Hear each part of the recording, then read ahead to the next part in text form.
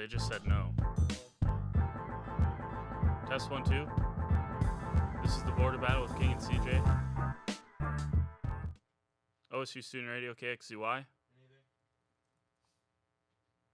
No, it's on. I hope. Say something into your mic. Testing 1, Border Battle. Testing 2, testing 1. Oh, no.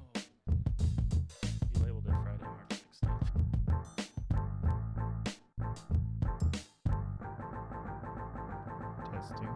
Testing. 1, 2. Testing.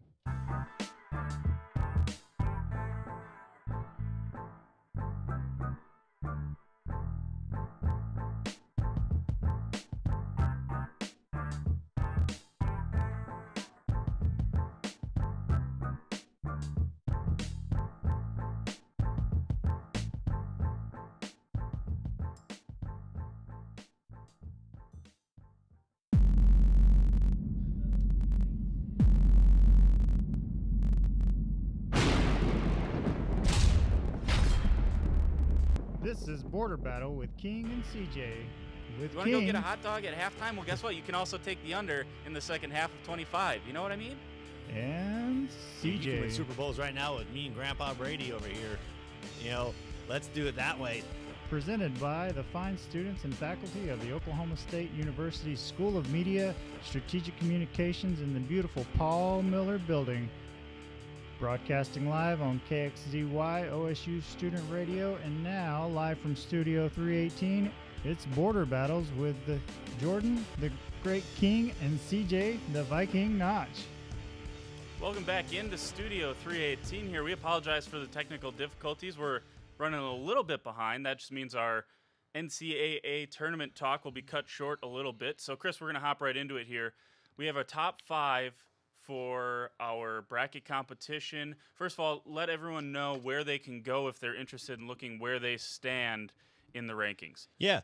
They can go to our website. It's borderbattle.kxzy.com/borderbattle. And go there, click on the March Madness tab, and you'll scroll down to the bottom, and it's right there. If you click where all the numbers are, if you actually click the arrows, it'll go in numerical order, and it'll give you the rankings right next to that. So here's the asterisk next to our top 5. Logan M., he has Virginia 64. He's done, I believe. Yep. Phil A., I believe, is done. He has Duke as a champion. Sam has Xavier as a champion. He's done. Reed has Michigan State. He's done with points. Kenzie, as far as the top 5 goes, the only one that can win, and that has to be Villanova making the run. So I believe it's down to Kenzie and Logan. Yes. I believe those are the only 2 names that could possibly win. Yep. Or maybe a Loyola in there or something. Yeah, we have a Loyola. They unfortunately they aren't close enough. I don't know if they'll get close. I think they're at a 51. So actually, yes, they potentially could have if Loyola goes all the way. If Nova loses and Loyola wins, the door's wide open. Yeah, we'll see about that. So that's the top 5 as of right now. As Chris said, go to the website, hit March Madness. You can find out where your team stands. We're going to talk about the Elite 8 heading to the Final 4 real quick because we lost a few minutes. So, Chris, what was the most intriguing Elite 8 game? You can even say Sweet 16 game if you want to go back that far, but I figured Elite 8 games carry a little more weight, maybe easier choice. I'll get to that. First, I will say I think the Kansas State-Kentucky was actually a phenomenal game. You got to give Kansas State a lot of credit for that. But let me talk about that for a second. Okay. Because I had an issue with the Kansas State-Kentucky game. There were too many free throw shots in that game. Oh. The game had horrible flow. It wasn't fun to watch. And take away the upset. The upset obviously gives it some sort of some gusto to it in a sense. Aura around it that it was a good game. It wasn't a good game. It wasn't a fun game of basketball to watch for anyone. No, Other than maybe K-State fans. Right. Because there were so many fouls, it was so disjointed. It just I did not enjoy that game. No, I would agree in that sense. I don't know if there's really. I mean, you could say the Kansas Duke was a phenomenal game against Blue Bloods. I thought that was great. Really, the other games, Nova handled business with Texas Tech quite easily. So probably Duke and Kansas. I think that was kind of the matchup to really watch. Where even the Michigan Florida State one was good to see that. I'm gonna go Duke Kansas though. I think was the game for me to really watch. two good Hall of Fame, coaches go at it, punch after punch. No, you're absolutely right when it comes to Duke and Kansas State. This was a fun game to watch. I said last week, if you didn't see it, Reed Spencer, Big Chief, and I did a spring break border battle. We'll try to put that on the Facebook page. I forgot to do that last week. But I asked Reed, what kind of, there has to be more than Devontae Graham. And they got that on Sunday. They got 32 points from Malik Newman. I believe he scored every point in overtime for Kansas. So they needed someone to step up besides Malik. They needed someone like Malik Newman to step up besides Devontae Graham. I think he did that. I was kind of shocked to see how well they played after their big guy Azubuike went out. When you watched, were you shocked that Loyola put the brakes to, beat the brakes off of Kansas State the way they did? Because 16-point win for Loyola, but it was maybe even more than that. It seemed more than that. Right? No, I actually wasn't. To me, Kansas State is not an offensive team. They're, if their defense is going good, that's what they rely on is their defense. They've never been a high-scoring team. To me, it was a matter of time. Because if they were going to get into a shootout, because Loyola can shoot, I think they're a pretty well-rounded team for the most part. So no, I actually wasn't surprised to see it was a blowout, to be honest, just because of Kansas State. They're a good scrappy team, but if their offense isn't going, and their main guy, I forget who it is for them. Wade's their their best player, and he didn't play. He hasn't played for the past couple. Well, weeks. he played against Kentucky for a few minutes, and that was a mistake. But that was like a minute and a half. Yeah. So he didn't play in the tournament meaningful minutes. So here's the thing that yes, you can say that about Kansas State, but you're discrediting Loyola, I think, a little bit. Is Loyola spreads you out. They're hard to play defense against. So I think you make a good point when you say that. Defensive reliant teams maybe will struggle with Loyola. It'll be interesting to see how they match up with Michigan, and we won't talk about the Final Four yet. We're just going to strictly talk about the Elite Eight. But Loyola, they spread you out. They attack you in different ways that you don't normally see from a mid-major, and they play good defense. They're like a top 5 defensive team as far as the regular season went. So it doesn't shock me to see Kansas State only score 62 points, and obviously Loyola can fill it up. The best game for me, the Duke-Kansas game has its merits, but I thought Michigan-Florida State. I think down the stretch, you look at the way Charles Matthews played, some big free throws there at the end by Duncan Robinson. Mo Wagner did not have a very good game, and they were still able to grind out a win, playing great defense. We talk about defense. That was what did it for Michigan in this game. Yeah, and honestly, and this is where the matchup, again, we're not, I don't want to get into either with Loyola, but this is where it'll be interesting because Michigan is probably the best, two-way team in a sense with their defense and offense.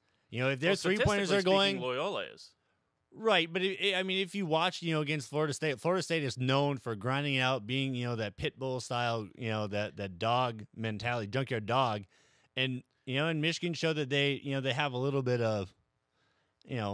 Fighting them. Here's my problem with that, though. Florida State can't shoot the three. They have one guy that can shoot the three. Michigan, all they were able to do, and we'll get to a second of that highlight that makes me insanely angry. But Florida State does not have three-point shooters. Michigan State, you could see, they weren't respecting three-point shot from Florida State, and that's why Florida State stayed in the game in the first half. They made a couple threes that they normally don't make. Michigan shot the ball horrifically. But defensively, it was an easy recipe to beat Florida State.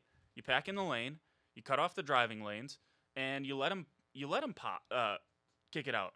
If they hit the three, they hit the three. Normally, they aren't going to do that. You can't do that versus Loyola. Right. If you help off three-point shooters against Loyola, you're not going to win. So I think John Beilein, and he's a great coach, I think he will find a way to do it. But he's got to figure out a way to defend Loyola that no one's been able to figure out yet. The team that's probably done the best job has been Miami.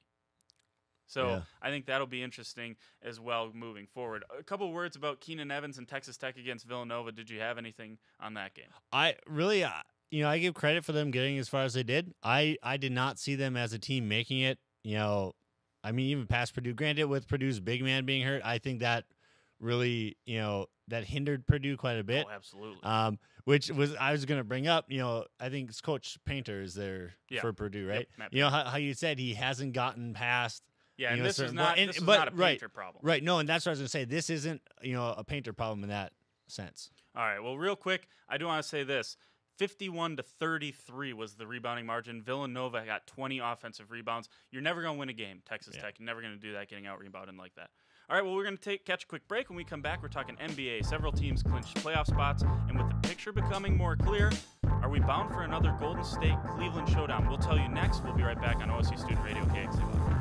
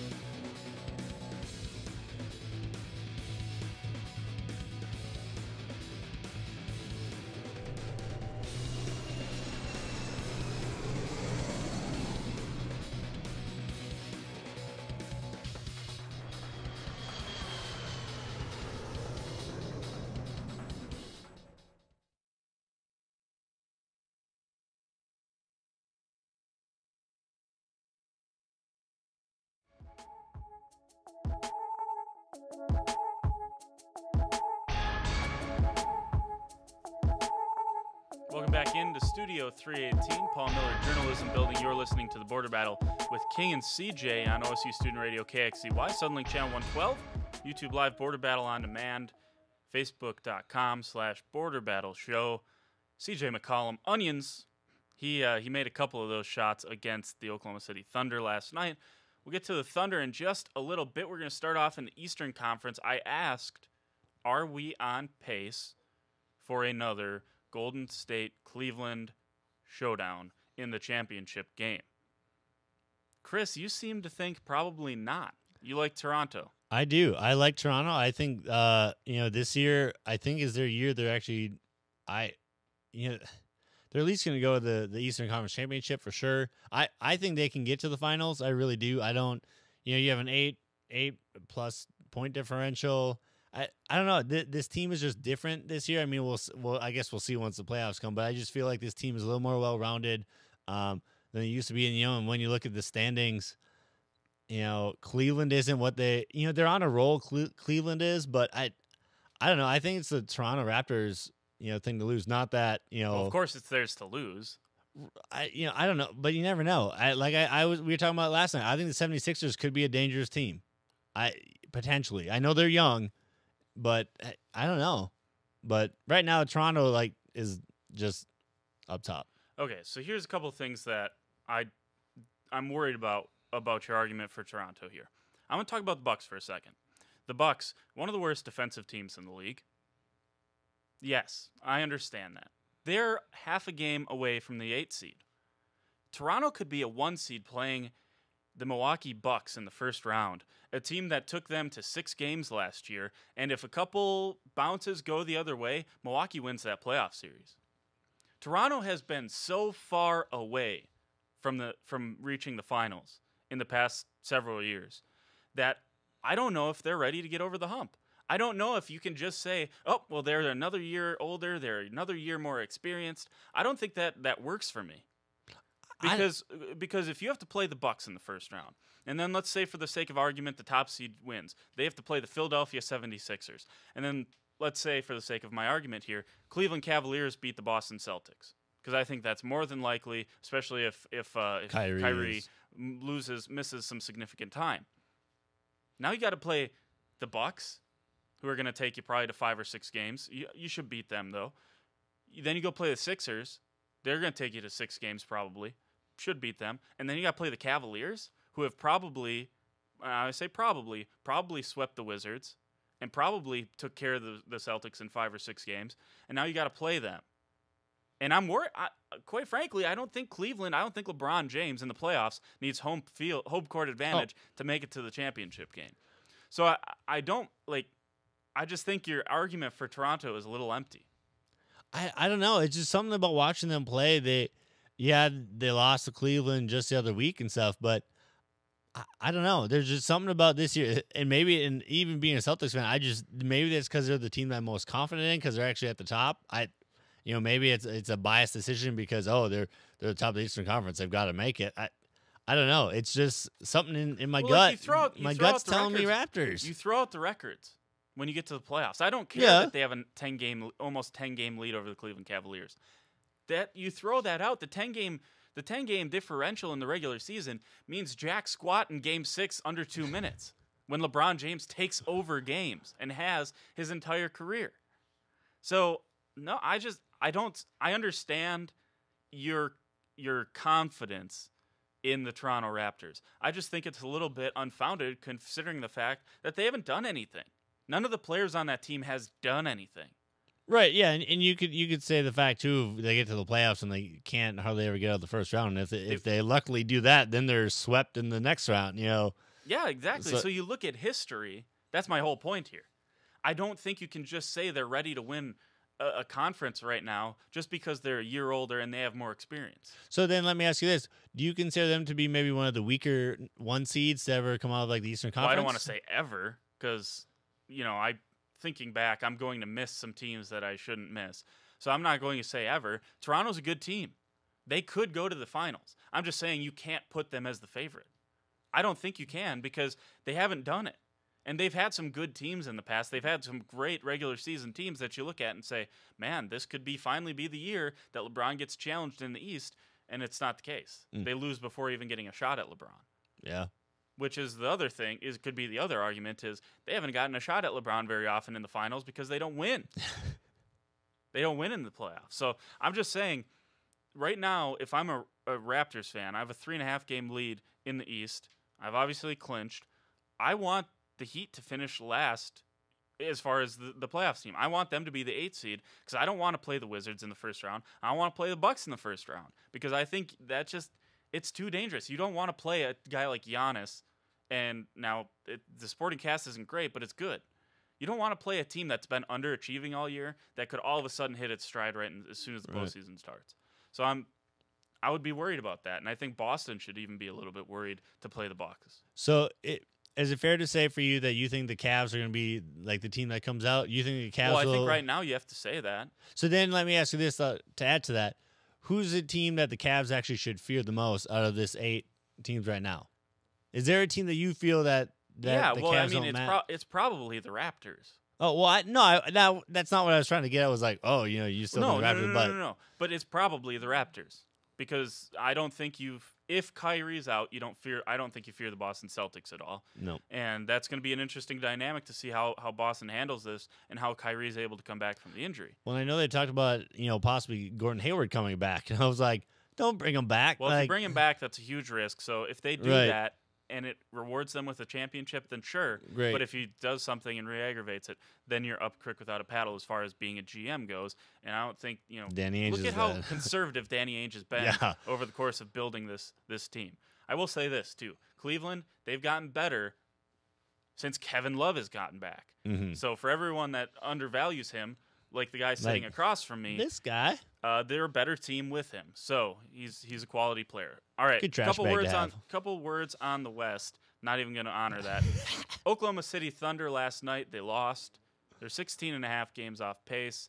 Just 2 games off of Portland. It would have been a big win had they won last night. So Oklahoma City comes in. Where do you think they fit compared to the San Antonio Spurs, who I know you wanted to talk about? Fit like in the standings? Like, do I feel like that's well, where no, they belong? Everyone can or? see where they fit in the standings. They're a half game back. Where do you think these teams like stack up against each other? Should they play against each other? Like, who's the better team? Honestly, it's the Thunder. There's almost all those teams that the Spurs. The thing that I want to talk about with the Spurs is it's crazy that they aren't even going to hit. The 55 wins? I think is what they've hit for the past how many years already, and they probably aren't going to hit that. And I think it kind of goes to show what Kawhi actually does mean to that team. Not to say he's a phenomenal player, but he's a good player. But I don't know. To me, they're the surprise to me. They were doing so well in the beginning, and now it's like they've crumbled a little bit. Aldridge has had a revival year, so to speak, which is good. But then it begs the question: do you bring Kawhi back at all? No, is that going to mess your chemistry? You've gotten this far without him. Do you just leave him out? Yeah, you don't bring him back, and I wouldn't. And if I'm Greg Popovich and Kawhi comes to me before the first round of the playoffs and says, "Coach, I'm ready to roll," I say no. No, screw you. You didn't want to come back when medical doctors cleared you. Your team doctor cleared you. And also, I think it's very telling that Tony Parker comes out and says, I had this same injury, 10 times worse, had the same recovery time, team doctors cleared me, and I went back and did my job. I played. If you're Kawhi, what have you done in your career to warrant being such a diva that you don't want to come back when your team doctors are clearing you? You don't trust your team doctors that much? I think it's pathetic, and I don't think Kawhi. If I were in Greg Popovich's shoes, I do not see this team beating Oklahoma City. I don't see him beating Portland, and I certainly don't see him beating the top two teams. So why risk it? And who knows if Kawhi's even going to be around San Antonio next year? Right. And I will say real quick, I know we're running out of time. Another kind of interesting factor, I know we talked about this last night, was the fact that besides the Nuggets, there's 4 teams out of the Northwest Division that are in there. The Nuggets are the only team not. So I think it's kind of interesting in that aspect to think that, one division actually has 4 teams in right now, which, I mean, that could change. There's still, I think 10 or so games left. But, it'll be interesting to see how much, like you said, I think Trailblazers and the Thunder, I think, are kind of cemented in their spots. I think it'd be interesting to see where 5 through 8, how they kind of carousel around. It's going to be interesting because you got to remember the Thunder are playing well, but they're also like 2.5 games or a game and a half from being like out of the playoffs, like 3 games or 3 games, pardon me, from being out of the playoffs. So they got to continue to play well. But I do want to say this. Cleveland Cavaliers record is 44-29. Oklahoma City's record 44-31. The whole state of Oklahoma thought the Chesapeake Arena was burning down earlier in the season. The sky was falling on this Thunder team. It wasn't working. Guess what? It's worked. Okay? And now I know people are going to say, well, you can't beat these top teams. Well, you've kind of proven that false. You've beaten Golden State a couple times. Now, was Golden State playing their best? Probably not. But you're playing well against some of these top teams. You were right there with the Trailblazers, and quite frankly, you choked it away. So you should have beat the team. And when you look back at what the narrative was surrounding this team earlier in the year, this team to be 44-31, just about the same record, the same amount of wins as the Cleveland Cavaliers, which everyone knows who everyone thinks is going to be coming out of the Eastern Conference. Like, just pump the brakes a little bit. It was early in the season. Everyone said calm down, and it worked out. They paid off your trust, okay? And whether Paul George stays or not, this is a good representation of what this team can do in the future. And if he leaves now, it's much like Durant. It's Durant's fault that he left. You did well. Now it would be Paul George's fault. You showcased what this team can be with him. It's his fault now if he decides to leave. All right, we're going to take a quick break. It was the start of Big 12 Conference play for a pair of teams on the Diamonds. The Cowgirls stayed hot, and the inconsistencies continue for Cowboy baseball. CJ and I are going to try to explain why. That's next. This is OSU Student Radio. This is Border Battle on KXCY. Hi, I'm Gina Noble, and I'm the mayor of Stillwater, Oklahoma. Stillwater, Oklahoma is anything but still. We are a vibrant community, and we are conveniently located near Oklahoma City, Tulsa, and Wichita, Kansas. We're the home of the Oklahoma State Cowboys, and we serve as the cultural, economic, and athletic hub for North Central Oklahoma. In fact, several Quality of Life magazines have recognized Stillwater as one of the nation's 100 top places to live and one of the best places to golf. Established in the land run in 1889, Stillwater is a safe, vibrant community. It boasts a great educational system from K through 12, all the way up to our world-class university, Oklahoma State University. We have an exceptional downtown with a strong entrepreneurial spirit, numerous city parks and trails, and our medical resources are second to none. Stillwater is a wonderful place to begin your career, to start a business, to raise a family, or to retire. We invite you to visit Stillwater because we are anything but still.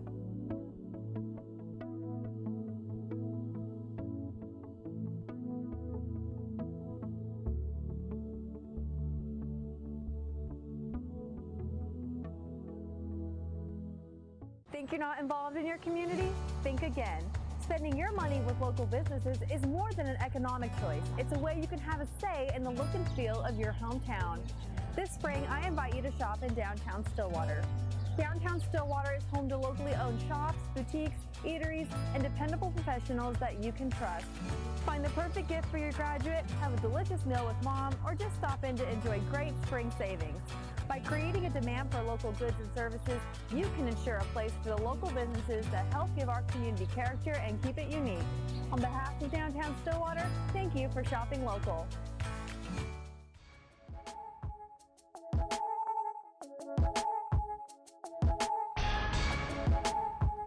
Welcome back to Studio 318 here in the Paul Miller Journalism Building. You're listening to The Border Battle on OSU Student Radio KXCY. Oklahoma State Cowgirl pitchers just mowing down opposing hitters this weekend. It was Iowa State. We'll get to the Cowgirl softball team in just a second. They stay hot. Little bump in the road, but nothing too serious. More serious is the Cowboy baseball team, Chris. We look at the last. Now they win the last game of only non-conference play, which is Central Arkansas. They have more non-conference games throughout the schedule, but that was the last opening non-conference game. Texas starts Big 12 play. This was frustrating, another frustrating weekend for Oklahoma State baseball. They win 6-1. They lose then 7-1, and then they lose yesterday 5-10, and they were up in that game. They were winning that game, and it's so frustrating the game yesterday because you start Carson Teal. Now, friend of the show, he came on earlier. He was great interview. Teal has proven to be their best pitcher. That's just the way it is. Mm-hmm. He's proven to be their most versatile and, in my opinion, their best pitcher. If you're going to choose to start him, you have to win those games. He's 3-1 now. I don't think those are all starts. He won one is from a relief role earlier in the year. But when you choose to start him, you got to win the games. And they were on that losing streak, 5-6 games, and who got him out of the slump? It was Carson Teal on the mound against Seton Hall, I believe it was. And then you tie Seton Hall with that weird rainout game. So other than, what do you see the problem being? Because it's not necessarily always a lack of offense, but you can certainly point to that. Yeah, you can point to that. I think the biggest thing right now is I swear, I'm preaching this all the time, is consistency. Like the pitching. The pitching is just, it's not there. Offense to me, it's going to come and go. You can't, yes, you can blame some of it on offense, but at the same time, if you're not having good pitching, you're already putting your hitters in a hole because then you're almost trying hard because you're trying to get runs. You're trying to pull your pitcher back out of the rut that he's in, and then it's kind of a tug of war, and it hurts the team as a whole. Well, let me give you some offensive numbers from the last 12 games. Missouri State, 10 runs. Eastern Michigan, 8 runs. Those were 2 wins. Eastern Michigan, 7 runs and a loss. Eastern Michigan, 5 runs and a loss. 4 runs and a loss, Dallas Baptist. 7 runs and a loss, Seton Hall. 4 runs and a win, 3 and a tie. 3, 6, 1, 5. The offense hasn't been the problem for the most part. You take away a couple outlier games in there, they're scoring close to, if not over 5 runs, the majority of that 12-game stretch. And in that stretch, 1 loss, 2 loss, 3 loss, 4 loss, 5 loss, 6 loss. And a tie. You go 5, 6, and 1 over that stretch where you're scoring a bunch of runs. So yeah, it has been pitching so far, and you got it. I don't know what the answer is. I don't know what the answer is, because you've tried just about everything now. You tried Teal from the closing role. You've tried him from the middle relief role. You've now tried him starting. What's the recipe for success? Like, I'm not jealous of Coach Holliday right now, because he's got to figure out something that I have no answer to. Yeah, and honestly, and I hate to say it because I know it's so early, but now is where if as fans and stuff, this is where you start to kind of worry. Okay, what after a while, this whole toss of trying to find pitching. What like you said with Coach Holliday, what's he gonna do? Yeah, what is the recipe? He's on a time crunch now, because you don't want to get so far down in the hole in the Big 12, and then then you're always if you're that far down the standings, yes, you have the tournament, all that they could do what they did last year. But that's not the place you want to be at as a team, as a coach. No, you always want to play well, right? Even if you're a 3-4, top 3 or 4 team in the division, that's fine. But if you're a bottom dweller, basement dweller, this is where, like you said, Holliday's got his work cut out. And if you can average 5 runs, you should get more wins. Like, that should be plenty in baseball. 5-6 runs, if you can produce that a game, you've got, like you said, you've got a good hitting team. That's where pitching needs to bring in their other half of the bet, so to speak, and be like, here, we got to pull our half. Yeah, with some of the pitch or offensive output they've gotten so far, 11, 10, and 1 is not good enough. And so the next game's tomorrow. They play at OU in Norman. That's a non-conference game. That's not a Big 12 match. Shocker! Another team that wants to play a non-conference game in order to make sure that they can play the same amount of times at home and on the road. Interesting tactic there, wrestling, huh? Anyways, so then it goes TCU this coming weekend, back home in Stillwater, Alley P Park, and then they're up in Kansas, Wichita, and then a 3-game set with Kansas State. So a pivotal time right now for Oklahoma State baseball. Again, they've got to somehow figure out a way to get it rolling again as far as on the mound, because they started out all right there, but since the losing streak and kind of shuffling everything around, the consistency is going to go with that. Well, let's hop over to the women's side. Cowgirl softball, they had the long winning streak. Everyone knows about it. 12 games, finishing off with a couple 6-inning games where they run-ruled Illinois State and Central Arkansas. They come back to Oklahoma, go to Tulsa, and lose to Tulsa. And then they win 2 out of 3 against Iowa State. Now, maybe a disappointing 4-game stretch that you go 2-2, but considering that you're coming off of a 12-game winning streak, still a pretty good output as far as that goes.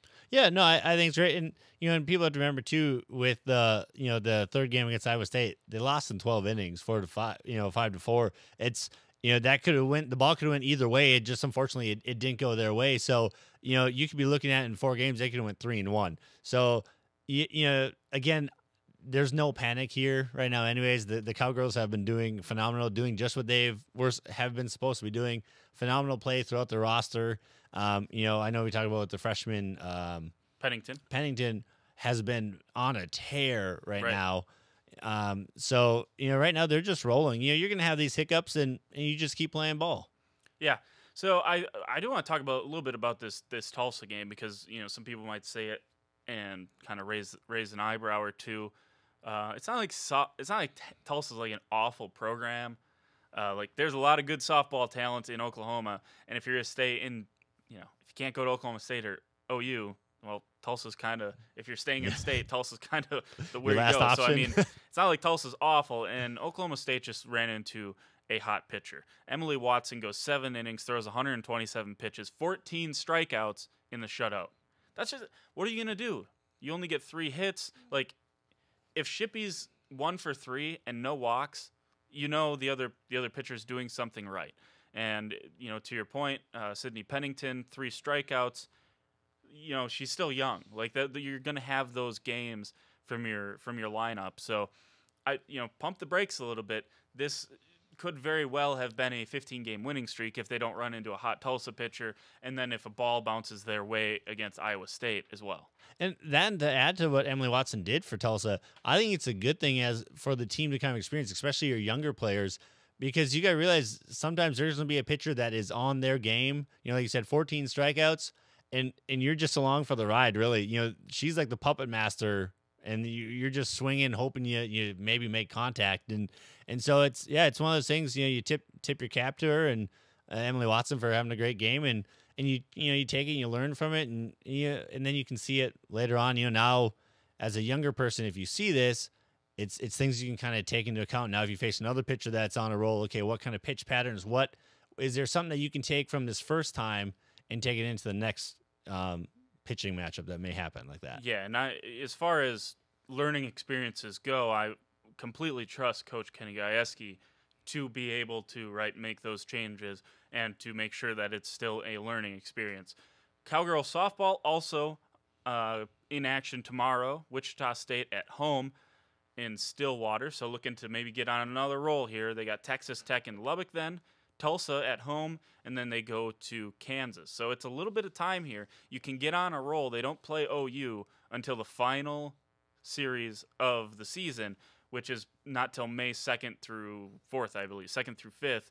So you're going to have chances to get on a roll and maybe get another big, long winning streak going before you have to play your arch rivals and one of the best teams in the nation. Well, and it's funny because we talked about the other day is how with, you know, Tulsa beating us, we could be, in a sense, the third best team just for Oklahoma teams if we, you know, because I think we play Tulsa one more time, maybe not. I just mentioned they're in the next week. Right, okay.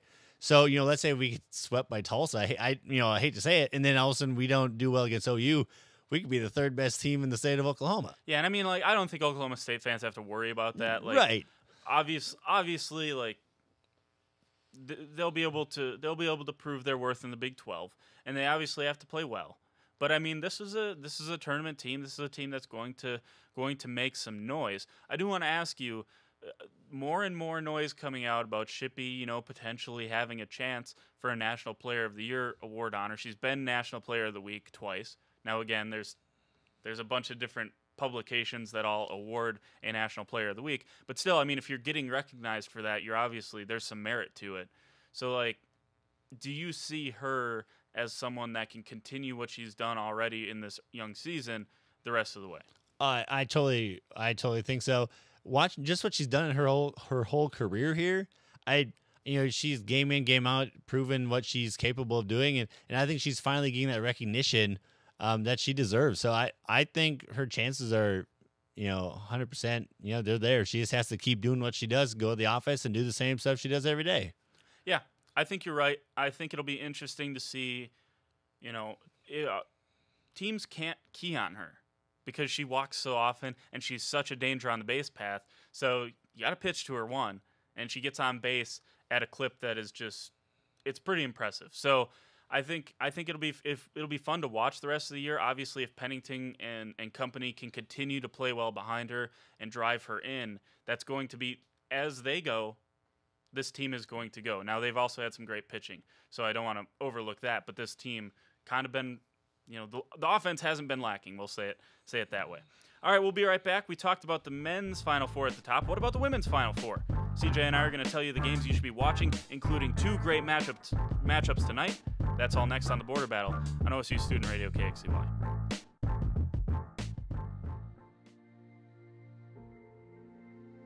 What is arts and sciences? We aren't all about the arts. We like to think of ourselves as explorers. From exploring the human mind to discerning the building blocks of the universe. We don't just read books. We don't just sit in the classroom. And we don't just solve problems. We seek to give everyone a voice. In a variety of approaches. We tackle the big issues. By understanding complex social structures. And even understand the small ones. We take passions to new heights. But stay grounded. We tell stories. Of the past. Of the present. And work to predict the future. We like to think with a little preparation. Some dirt under the fingernails. And some self-analysis. You can do anything. With nearly 100 degree plans to choose from. Where will your arts and science degree take you? Connect, achieve, succeed.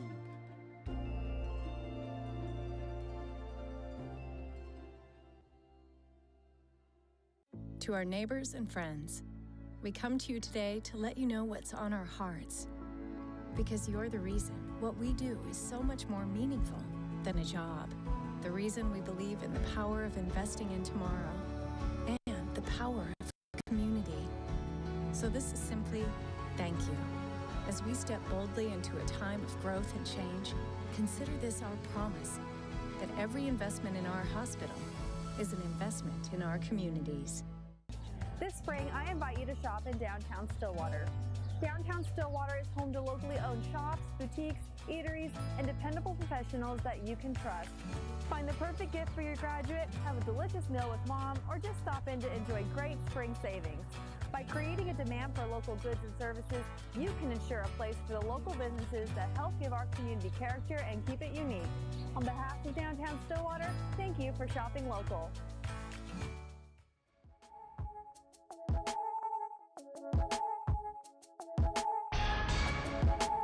Into Studio 318 here in the Paul Miller Journalism Building. You're listening to the Border Battle with Kane CJ on OSU Student Radio, KXZY, Suddenlink Channel 112, YouTube Live, Border Battle on Demand, Facebook.com/Border Battle Show.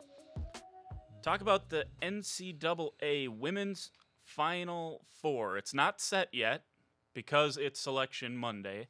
Everything is offset by the men's game by a day, which I think is actually really smart by the women's game. Try not, you're never going to compete with the men's game, at this point in time at least. You're not going to be able to compete for viewership with the men's game. So I think it was smart. It's smart that they have it the way they do. So we look at yesterday. Louisville, by more than 30 points, beats Oregon State. Kind of I don't want to say she wasn't like a super Cinderella story, not like Buffalo, the 11 seed that made it to the Elite Eight, or the Sweet 16, pardon me. But Louisville takes care of business. They get to the Final Four. Mississippi State takes care of business against UCLA, gets to the Final Four. So now we're left with two great games tonight. South Carolina, UConn, a 1-2 matchup. UConn, year in, year out, considered the best team in women's college basketball. South Carolina, the defending national champions. Oregon, Notre Dame is the other game. Chris, are you looking forward to either of these games, or which one are you looking more forward to? I would probably say who actually beat UConn last year? Was it Mississippi State? Mississippi State. Okay, and then Mississippi State lost to South Carolina in the championship. I would almost have to say Oregon. I think it's been a great, it's a phenomenal story turnaround. They were a 10 seed last year. They made it to the Sweet 16. Now they're a 2 seed playing against Notre Dame. I think that's gonna be a great matchup. But again, UConn, South Carolina is the one that really garners the attention, especially with them being the defending champions with South Carolina. Kind of gives UConn that, hey, if we'd have been to the championship, if we beat you, we'd have another. Well, no, they can't say that. No, but that's a storyline in my mind that I'm like, that'd be kind of as a player, that's what I would think as a player. Now we have a chance to kind of show. But, anyone playing UConn when it gets to this point in the tournament, the Final Four is where it get, Final Four Elite Eight. That's where it gets the most exciting to me. Yeah, this is going to be pretty incredible couple games tonight, and I would highly recommend anyone, if you're going to be watching sports and you're flipping around the channels and you're gonna be like, oh man, there's nothing. Watch these games. These are gonna be good games. South Carolina has the best player in the country, Asia Wilson. She's a 6'5" senior, at South Carolina, and she is. Look, just watch the game. She is head and shoulders the best player in the country, in my opinion. And then obviously the depth and just the myriad of talent that UConn has. And it's going to be a fun game. Now, do I think South Carolina is going to win? I don't. I think UConn's going to win. I think UConn's the better team. But South Carolina's won games they weren't supposed to win. South Carolina won its 4th straight SEC tournament this year as the 2 seed, knocking off Mississippi State. Now, some people thought that might change the seed line. Would it move Mississippi State to a 2 seed and South Carolina? No. It ended up keeping it the same. But South Carolina has won some games in tournaments. In the tournament, they beat Mississippi State. Last year, they went on the run to win the national title. So South Carolina, you can't discount them, because they finished second in the SEC regular season, because they're a 2 seed. You can't just discount them because this is a great team with, like I said, the best player in the country. So, yeah, I think it's going to be interesting. I had the stats pulled up before for whatever reason, I closed them down. From NCAA stats for Notre Dame and Oregon. These two teams offensively are two of the better teams in the country. And you look at the assists, 6 of the 8 Elite 8 teams that made it to the Elite 8 were in the top 25 in the country in assists. And then Notre Dame was Louisville was just outside of that, and Mississippi State was further down. So, I mean, you look at that, and you understand what it takes to get to the Final Four, to get to the Elite 8, to make it through the tournament. Now, I do want to say this. There was some shocks throughout the tournament. Baylor lost, earlier than they were supposed to. Baylor should have been playing against Louisville, and Texas should have been playing against Mississippi State. Totally unrepresented didn't represent the Big 12 well, but it also kind of answered some questions and concerns for people that the Big 12 maybe wasn't as strong as it usually is for women's basketball. So as far as those kind of surprises go, where do you rank like Baylor and Texas? Really, I think Baylor is more surprising in a sense. Like, I don't want to take away from what Oregon State did. Again, as a 6th seed, they're, like you said, they're not a real Cinderella. They're not the Buffalo, so to speak, as an 11 seed. But, to go into Louisville, I wasn't surprised to see them lose 76-43. I think Baylor would have been a better matchup.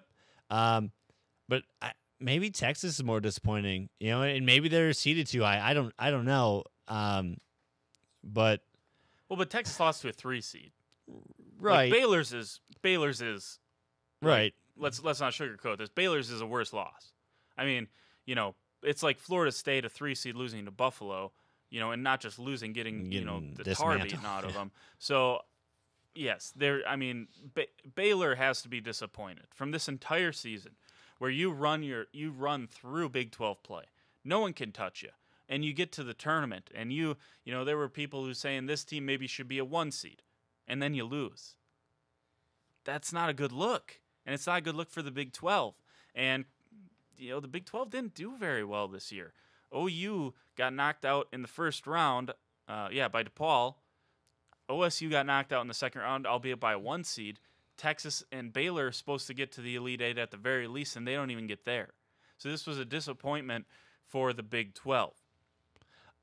Go ahead. I will say I'm kind of getting a little bit away from the Big 12. I just had seen this on my way home actually from spring break, and thought of you right away. But I did see that the Golden Gophers of Minnesota dismantled the University of Wisconsin Green Bay basketball team. I know you don't care as much, but I saw that 12-point win, and I was like, "Oh, go Gophers!" So first of all, 89 to 77. First of all, 12-point wins are not dismantling. Second of all, that's not the University in Wisconsin that I attended. So I don't know where all this comes from. I'm just saying. Yes. Green Bay has never given up that many points. Yes. Green Bay was the best defensive team in the country this year. I understand it. Minnesota finished the regular season 5th in the country in scoring. Yada, yada, yada. Anyways, here's what I wanted to bring up. I was able to find it. Oregon, 7th in the country, 82.6 points a game. Notre Dame, 3rd in the country, 85.7 points per game. This is going to be a shootout. I think this is going to be a fun game to watch, because Oregon, they could have easily been a 1 seed. The way they played down the stretch, this team kind of warranted being on the 1 line, but you can't argue with the teams that they put there. So I do want to look forward.